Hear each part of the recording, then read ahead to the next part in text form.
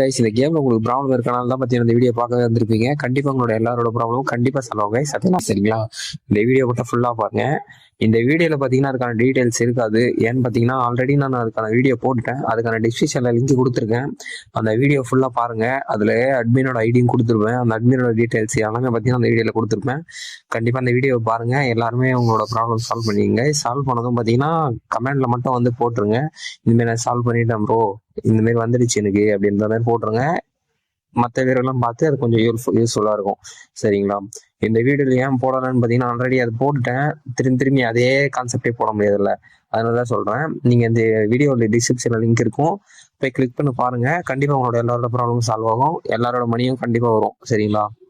அதுவே நிறைய problem, processing problem, reject, account block ஆயிடுச்சு, நிறைய ப்ராப்ளம் இருக்கும்ல. எல்லா ப்ராப்ளமும் கண்டிப்பாக சால்வ் ஆகும் கைஸ். சரிங்களா? அந்த வீடியோ மட்டும் முழுசா பாருங்க. பார்த்துட்டு அதில் டிஸ்கிரிப்ஷனில் லிங்க், ஐடி, அட்மின் லிங்க் இருக்கும். கான்டாக்ட் பண்ணி சால்வ் பண்ணிங்க. Thank you guys.